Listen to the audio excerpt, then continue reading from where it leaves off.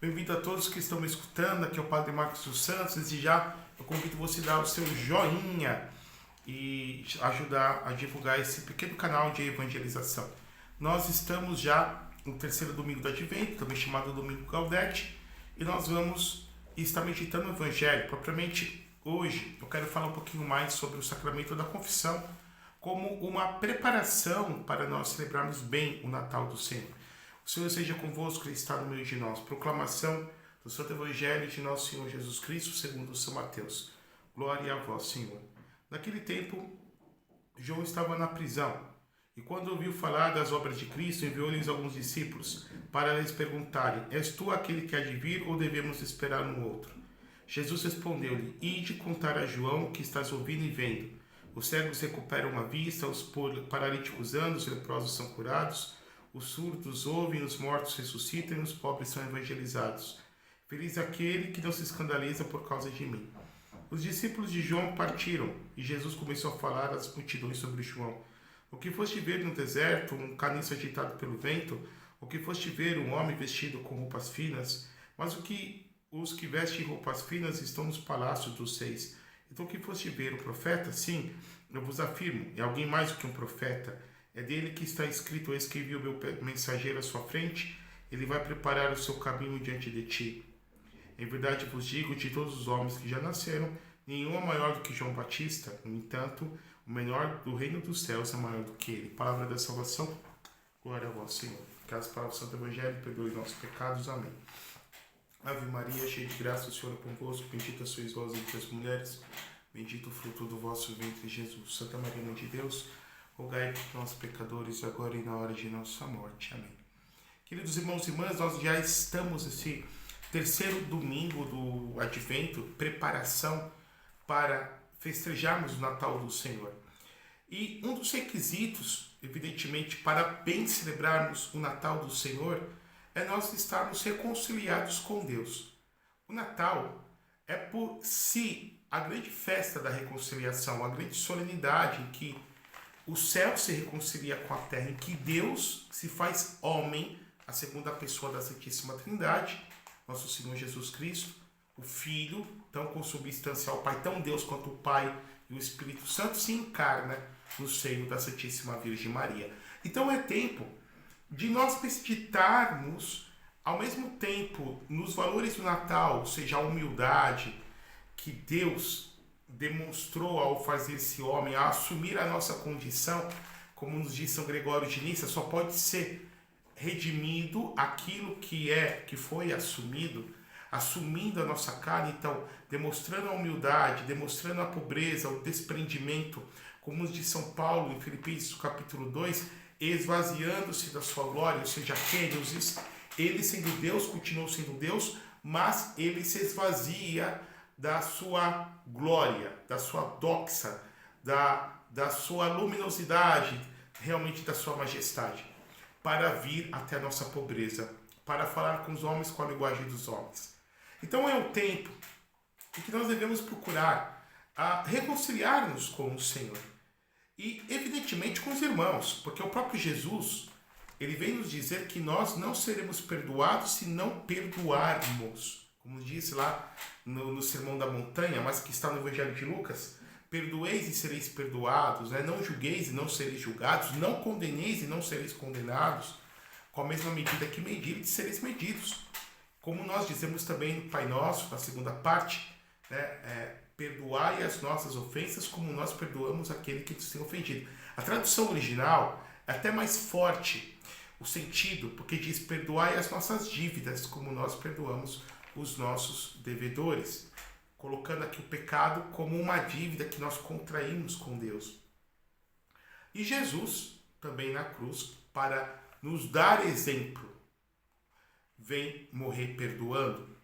Pai, perdoa-lhes porque não sabem o que fazem. Então é um momento em que nós devemos reconciliar-nos com Deus, reconciliar-nos com o irmão, perdoarmos a quem nos ofendeu, quem nos causou algum tipo de prejuízo, evidentemente procurarmos em Deus as forças, porque nós mesmos não podemos perdoar. E ao mesmo tempo também pedimos perdão, temos esse gesto de humildade. Quando eu peço perdão, eu tenho que ser humilde. Quando eu perdoo, eu tenho que exercer a caridade. Então aqui nós podemos ver essas duas virtudes caminhando juntas, a humildade e a caridade. E por fim, reconciliarmos com Deus. A grande questão, primeira coisa que a gente percebe, a pouca frequência dos católicos, principalmente no Brasil. Eu posso dizer que estou na realidade da Espanha, em Madrid, onde estou estudando e trabalhando durante 3 anos, eu vejo a grande frequência que eles têm a confissão. Eu tenho a impressão, até por meio, creio eu, da grande influência dos evangélicos, né, querendo ou não querendo, acabam influenciando a sua mentalidade, quanto muito sua doutrina, na mentalidade católica. Então a primeira pergunta é: por que eu vou confessar? A gente escuta tantas coisas, né? Por que eu vou procurar um padre tão pecador quanto eu? Às vezes até mais pecador do que eu. Eu vou lá, vou me confessar, vou contar minhas misérias para ele.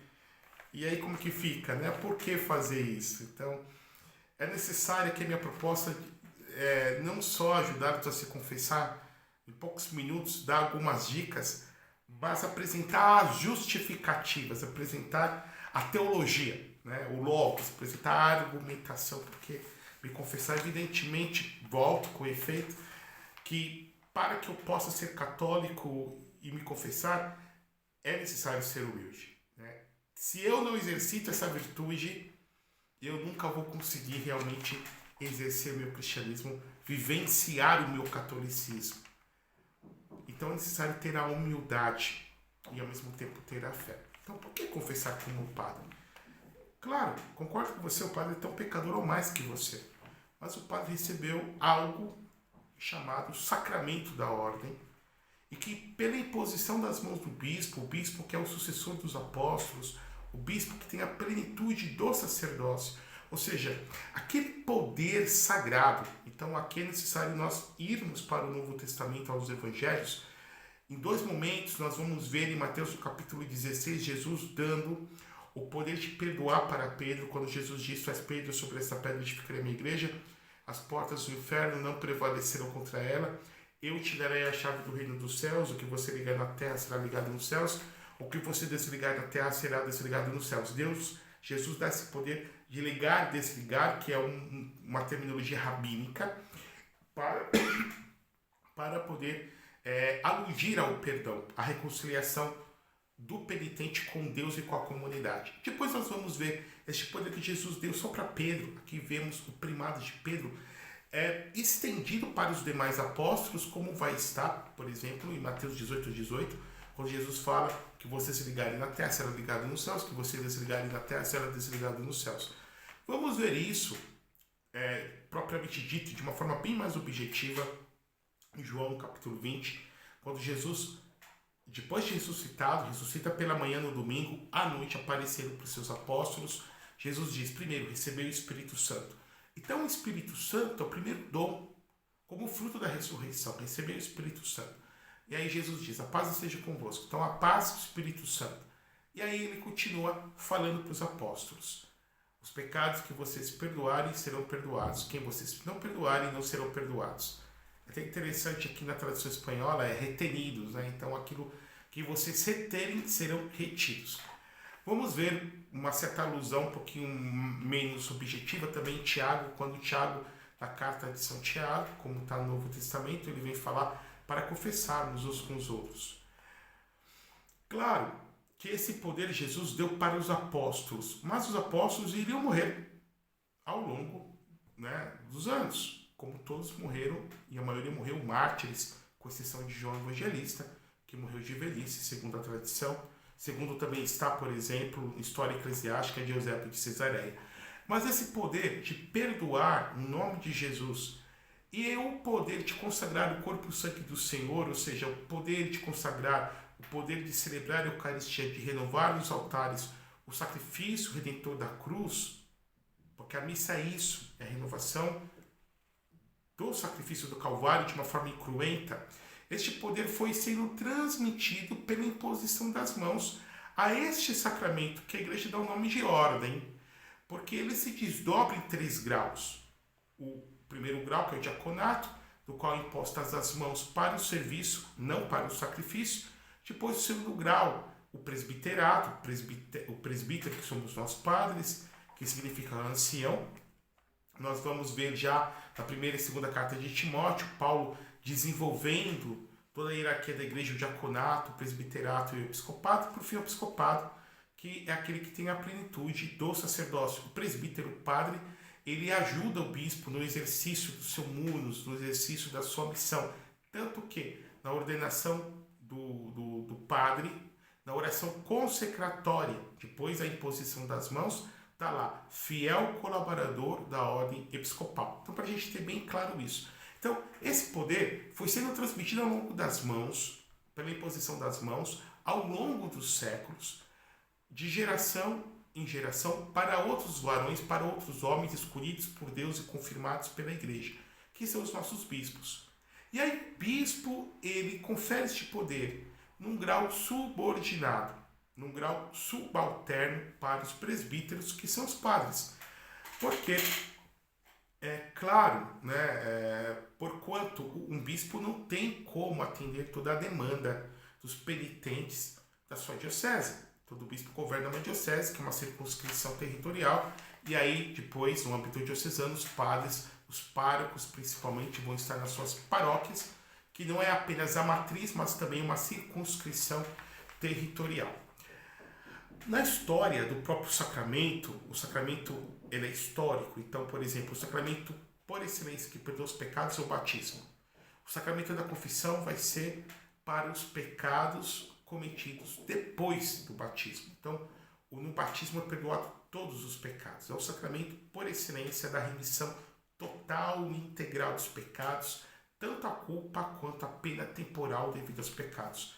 Não só os pecados mortais, como os veniais, e principalmente o pecado original. Então, quando um sacerdote, um diácono, um bispo batiza uma criança, por exemplo, ou em caso de exceção, extraordinário, um leigo mesmo, pode conferir o batismo, porque é essencial para a salvação das almas, a criança não tem o pecado atual que se comete a partir dos 7 anos com o uso da razão, mas era do pecado original.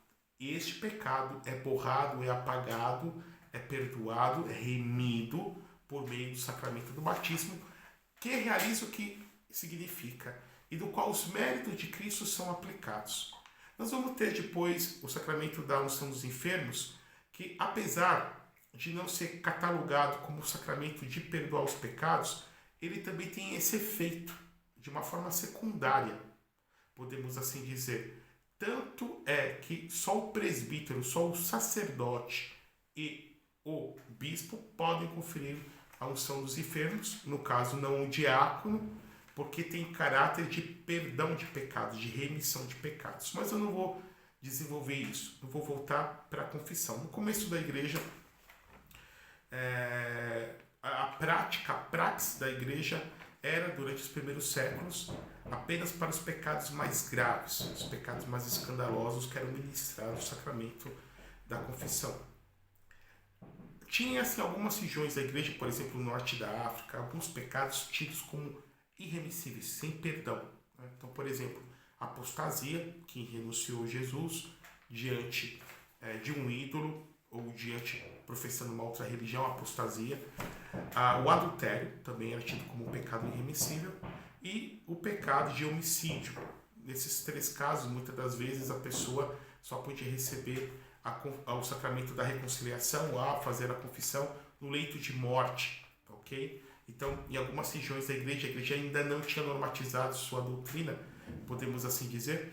Evidentemente, volto, não há nenhum pecado que não possa ser perdoado, a não ser, como o próprio Jesus fala, que o pecado contra o Espírito Santo, que aí seria a pessoa ter um coração empedernido, fechado à graça de Deus, um coração impenitente.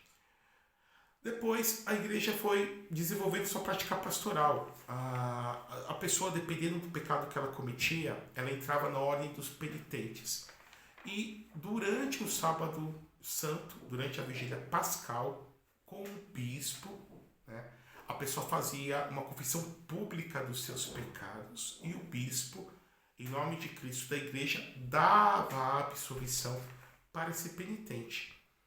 Porém, lá em meados já do século VII, 600 e pouco, mudou-se a prática desse sacramento, principalmente a partir da experiência dos monges irlandeses, principalmente tendo à testa o grande São Columbano.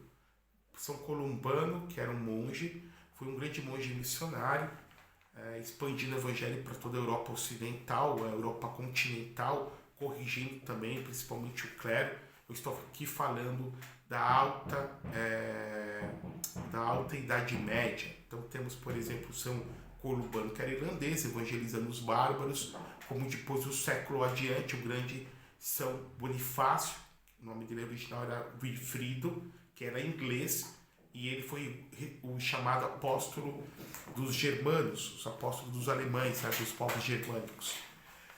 Não vou entrar em detalhes, mas a partir do século VII, a partir de São Columbano e a partir da prática pastoral dos monges irlandeses, vamos lembrar aqui que eu estou falando da Europa insular, das ilhas, né? Temos aqui as ilhas da Inglaterra, e na Grã-Bretanha, que você tem a Inglaterra, você tem a Escócia, você tem a Irlanda do Norte, pois a Irlanda, propriamente dita, uma ilha à parte, perto da Grã-Bretanha, perto daquela ilha maior. E aí mudou-se para a prática da confissão auricular aos pés do ouvido do padre. E aí os bispos foram delegando para os presbíteros essa função de atender às confissões, ok? Então, aqui está a teologia desse sacramento, no qual, quando nós nos acusamos dos nossos pecados, o próprio sacerdote, in persona Christi, nos dá a absolvição. Os méritos de Jesus vêm até nós, vêm lavar-nos com o seu preciosíssimo sangue, e se nós estamos em pecado mortal, readquirimos a graça santificante, que é a graça que nos torna amigos de Deus e também nos torna aptos para poder receber os outros demais sacramentos, como, por exemplo, a Sagrada Comunhão. Para comungar, tenho que estar em graça. Então, primeira parte, isso, eu desenvolvi a história da confissão, a teologia da confissão, e agora, como que eu posso me confessar, ok? Primeira coisa, é necessário ter arrependimento. O que significa o arrependimento? Uma dor na alma por um pecado que eu cometi, ok? Eu tenho que ter um arrependimento, eu tenho que ter uma certa dor por ter cometido um pecado. Tenho que ter um propósito de emenda, ou seja, ao menos um propósito de não recair naquele pecado. Então, arrependimento, propósito de emenda, são os pré-requisitos para que eu possa fazer uma boa confissão. E tudo isso é fruto e dom do Espírito Santo. Daí a necessidade de fazer um bom exame de consciência da minha conduta, ok? Padre, como que eu vou fazer isso? Eu vou fazer à luz dos mandamentos da lei de Deus. Então Deus, a gente vai ver isso em Êxodo, também em Deuteronômio, ele deu para Moisés, estou falando aqui de 3.000 anos atrás, e Jesus reconfirmou, Jesus não veio abolir a lei, mas levá-la ao pleno cumprimento da caridade, os mandamentos da lei de Deus, e que devem nortear o meu modo de vida, meu modus viventes. Evidentemente que eu posso pecar por pensamentos, palavras, atos e omissões. Então, essas três modalidades, pensamento, palavra, ato e omissão. Então, a partir dos 10 mandamentos e a partir dessas três modalidades que eu acabei de colocar para vocês, eu vou fazer meu exame de consciência. Então, primeiro mandamento da lei de Deus, amar a Deus sobre todas as coisas. Segundo, não colocar o nome de Deus em vão. Terceiro mandamento, guardar domingos e festas, os dias de preceito. Eu vou falar dos dias de preceito agora. Quarto mandamento, honrar pai e mãe. Ok? 3 mandamentos com relação a Deus. Amar a Deus, não colocar o nome de Deus em vão, guardar domingos e festas. 7 mandamentos, mais 7 mandamentos com relação ao próximo, honrar pai e mãe, não matar. Sexto, não pecar contra a pureza, não pecar contra a castidade, o sexo. Antes do casamento é pecado de fornicação. Se sou casado, tenho relação fora do matrimônio, adultério. Aí entra no 6º mandamento, masturbação, homossexualidade, pornografia, todos os pecados de impureza, ok? 6º mandamento. 7º, não roubar. 9º mandamento, não levantar falso testemunho, ou seja, não mentir. 9º mandamento, não cobiçar a mulher do próximo. Quem é mulher? O homem da próxima. E 10º mandamento, não cobiçar as coisas alheias. 10 mandamentos. Então, é matéria grave, ok? Se eu violando um desses mandamentos. Depois eu tenho os 5 mandamentos da lei da igreja. Eu tenho que ouvir missa inteira aos domingos. É obrigação. Segundo, confessação menos uma vez por ano. Ao menos por ocasião da Páscoa. Comungar ao menos por ocasião da Páscoa. Então, ouvir missa inteira aos domingos diante de preceito. Confessar ao menos uma vez por ano. Ok? Claro que a gente peca muito mais. É recomendado confessar uma vez por mês ou 2. Ou se eu cometi logo um pecado mortal, me confessar. Comungar por ocasião da Páscoa. Jejuar nos dias de preceito. Então, principalmente o jejum e abstinência na quarta-feira de cinzas e na sexta-feira da Paixão do Senhor, e todas as sexta-feiras do ano. O católico é chamado, por exemplo, a não comer carne, e pagar o dízimo de acordo com o costume. Então, 10 mandamentos da lei de Deus, 5 mandamentos da lei da igreja e os 7 pecados capitais. Aí vem o orgulho, a soberba. O que é o orgulho e a soberba? O amor desordenado por si mesmo. Então, quem é orgulhoso se ama tanto que não ama Deus, não ama nem ninguém. Né? Então, orgulho. Orgulho que transformou os demônios os anjos em demônios. O orgulho, a avareza, o amor desordenado pelos bens materiais, né? O que a gente chama de pão duro no Brasil. A luxúria, que são os pecados sexuais. Eu já falei sobre o 6º mandamento e sobre os pecados de impureza, corresponde a esses. A inveja, o que significa inveja? A tristeza pelo bem do outro. Então, alguém que tem alguma coisa que eu não tenho, ou algum dom, alguma coisa, eu me sinto triste, eu me sinto pequeno com relação a isso. A inveja eu passo para o ódio. Então, geralmente, quando eu alimento muito a minha inveja interior, eu começo a odiar a pessoa do qual eu tenho inveja, o invejado. Então, a inveja, a gula, que é comer meramente por prazer. A ira também é fruto do orgulho. Né? Geralmente, quando eu sou contrariado, a minha vontade não é satisfeita. E a preguiça também, ok? Então, 7 pecados capitais, 5 mandamentos da igreja, 10 mandamentos da lei de Deus.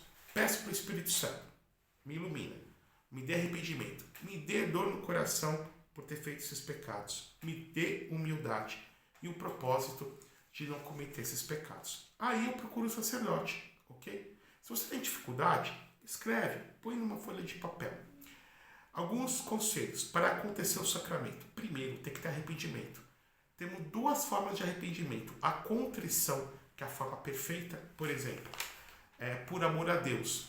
Eu me entristeço porque ofendi a Deus. Todo pecado é uma ofensa a Deus. Então, essa aqui é a forma perfeita. E tem a atrição, que é o arrependimento imperfeito. Por exemplo, eu vou me confessar porque eu tenho medo do inferno. Né? É uma forma imperfeita. Mas Deus se vale dessa forma imperfeita também para nos perdoar. Lembrando, se eu morro em pecado mortal sem arrependimento, fatalmente serei condenado ao inferno. Ok? Essa é a doutrina da igreja, a gente não pode esquecer. Depois eu tenho que procurar o sacerdote e me acusar, não posso esconder nenhum pecado. Por exemplo, se eu esconder um pecado propositalmente, o sacramento não acontece, mesmo que seja por vergonha. Daí que eu recomendo que se confesse primeiro os pecados mais vergonhosos e depois eu deixo os pecados menos cabeludos atrás. Põe os mais cabeludos na frente e deixo os menos atrás. Então, padre, eu fiz isso, ok? Então eu tenho que definir quantas vezes tenho que falar a circunstância em que eu cometi o pecado, ok? Ficar bem claro com relação a isso. Né? Então, exemplo, né? 4º mandamento, roubei. Né? 4º mandamento, né? Honra pai e mãe, né? Ou 7º, roubei, né? Não roubarás. Ok. Roubar é pecado. Mas se de repente você roubou seu pai, roubou sua mãe, tem uma gravidade maior. Então, olha aqui as circunstâncias, né? Você roubou para alimentar um vício, para usar droga. Já muda a circunstância. Então, eu tenho que falar o pecado, tenho que me acusar, meu pecado, a circunstância e o número, certo? Se de repente eu esqueci, fica-se o propósito de, na próxima confissão, eu falar, padre, eu cometi tal pecado e acabei me esquecendo de confessá-lo, por exemplo, na confissão anterior.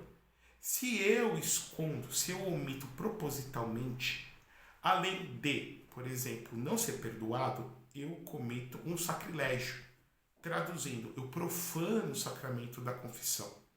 Certo? Então, a recomendação é que eu coloque meus pecados mais cabeludos na frente e os menos atrás. Não justificar. As pessoas têm essa tendência de justificar. Não colocar a culpa nos outros. A culpa é minha. Como diz a liturgia, minha culpa, minha máxima culpa. Né? Minha tão grande culpa. Então, eu faço essa acusação. Ok? O sacerdote, depois de escutar a minha confissão, de acolhê-la, provavelmente, fiquem tranquilos, os padres não vão ficar julgando você. Os padres são muito misericordiosos, tenha certeza disso. Até porque também carregamos as nossas misérias. Vai te dar algumas orientações, vai te dar algumas luzes, vai te fornecer alguns elementos para te ajudar a vencer essa inclinação, esse vício, esse pecado. E vai te impor uma penitência, ok? Que ele julga mais oportuna para você. Então, o penitente, depois de acolher tudo isso, ele reza o ato de contrição. É bom vocês decorarem o ato de contrição. Procura na internet, se você não tem, reze sempre à noite, faça o exame de consciência, reze e procure decorar. E o sacerdote vai dar a absolvição, ele vai rezar uma fórmula sacramental e te dar a absolvição em nome da Santíssima Trindade. Você vai sentir um grande alívio no seu coração, porque é um sacramento. Porque é o próprio Jesus que vem limpar a tua alma com o sangue dele. Santa Catarina de Siena dizia que o sangue de Jesus, ele vinha lavar a alma do penitente. Ela tinha essa visão da mão de Jesus entrando na mão do sacerdote para dar a absolvição dos pecados.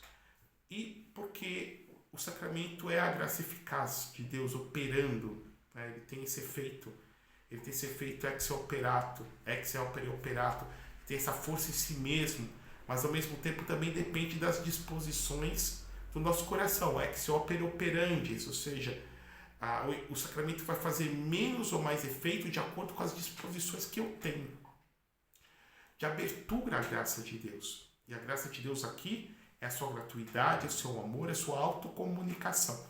Por isso que é muito importante, como preparação para a confissão, ser tudo muito bem embasado na oração. Ok?